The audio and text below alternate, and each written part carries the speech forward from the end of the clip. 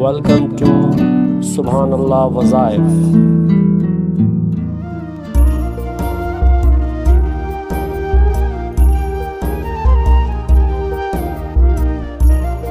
Bismillahirrahmanirrahim. As-salatu was-salamu alayka ya rahmatan lil alamin.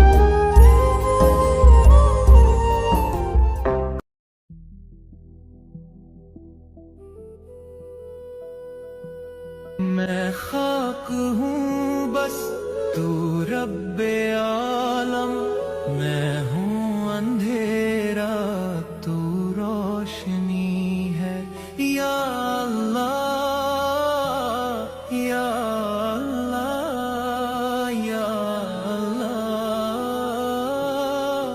مولا تو ہے۔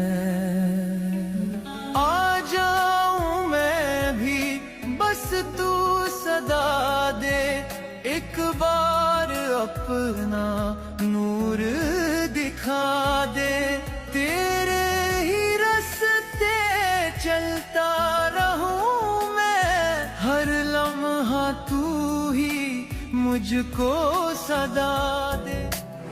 مرض، درد اور ہر تکلیف سے شفا کی دعا۔ اللہ تعالیٰ کے بابرکت نام کے ساتھ امید، سکون اور شفا کا روحانی سفر۔ تمام تعریفیں اللہ رب العالمین کے لیے ہے، جو زمین و آسمان کا مالک ہے، جو بیماری بھی پیدا کرتا ہے اور شفا بھی عطا فرماتا ہے، جو آزماتا بھی ہے اور اپنے فضل سے آسانی بھی عطا فرماتا ہے۔ درود و سلام ہمارے پیارے نبی اور اللہ کے پیارے محبوب حضرت محمد صلی اللہ علیہ وآلہ وسلم پر، جنہوں نے امت کو ہر مشکل میں اللہ کی طرف رجوع کرنا سکھایا۔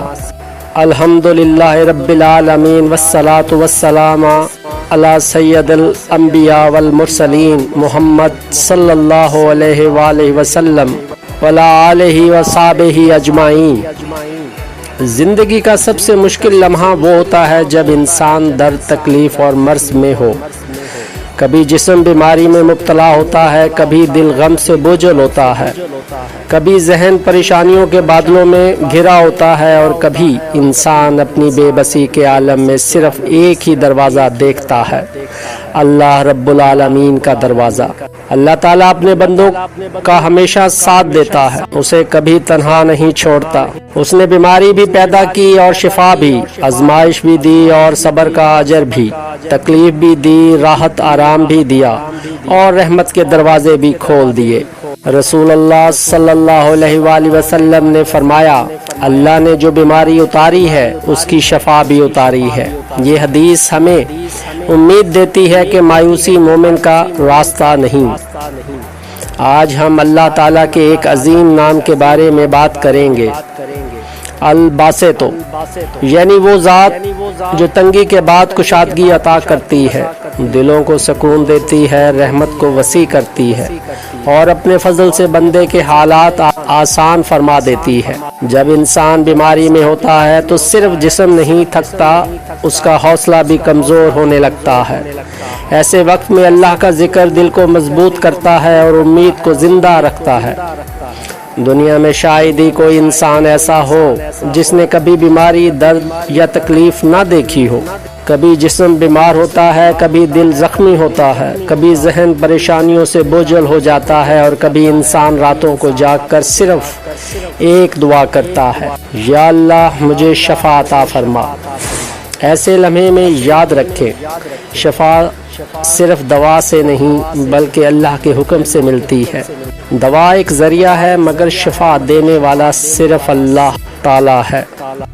اللہ تعالیٰ قرآن کریم میں ارشاد فرماتے ہیں، جس کا ترجمہ ہے، اور جب میں بیمار ہوتا ہوں تو وہی اللہ مجھے شفا دیتا ہے۔ یہ حضرت ابراہیم علیہ السلام کا ایمان بھرا اعلان تھا کہ اصل شفا صرف اللہ کے اختیار میں ہے۔ اسی طرح اللہ تعالیٰ نے قرآن کے بارے میں فرمایا، جس کا ترجمہ ہے، اور ہم قرآن میں وہ چیز نازل کرتے ہیں جو ایمان والوں کے لیے شفا اور رحمت ہے۔ یہ شفا دلوں کو بھی ہے، روح کو بھی، اور اللہ کے حکم سے جسمانی بیماریوں کے لیے بھی برکت کا ذریعہ بن سکتی ہے۔ اللہ تعالیٰ نے ایک اور مقام پر فرمایا، ترجمہ کہہ دیجئے یہ قرآن ایمان والوں کے لیے ہدایت اور شفا ہے۔ جب انسان بیماری میں اللہ کو پکارتا ہے تو اللہ کی ہر آہ پر آنسو اور ہر دعا اللہ کے علم میں ہوتی ہے۔ کبھی شفا فوراً مل جاتی ہے کچھ وقت بعد، اور کبھی اللہ اسی آزمائش کے بدلے آخرت میں ایسا اجر عطا فرماتا ہے جسے دیکھ کر بندہ آرزو کرے گا کہ کاش دنیا سے آزمائشیں اور زیادہ ہوتی۔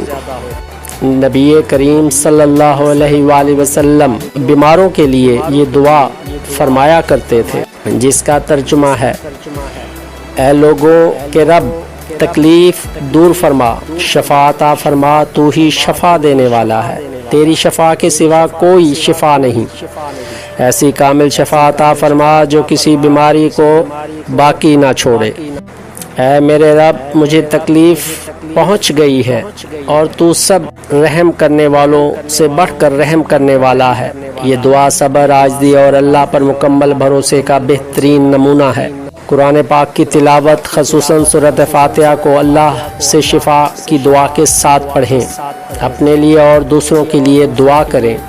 اگر آپ یا آپ کے گھر میں یا آپ کا کوئی عزیز بیمار ہے تو اللہ سے دعا کریں، اس پر بھروسہ رکھیں اور علاج بھی جاری رکھیں۔ اسلام میں دعا اور دوا دونوں کی تعلیم دیتا ہے۔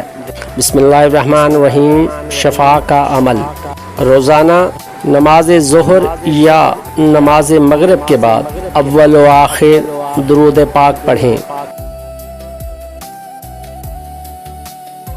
نہایت عاجزی کے ساتھ اللہ تعالیٰ کے نام کا ذکر کریں۔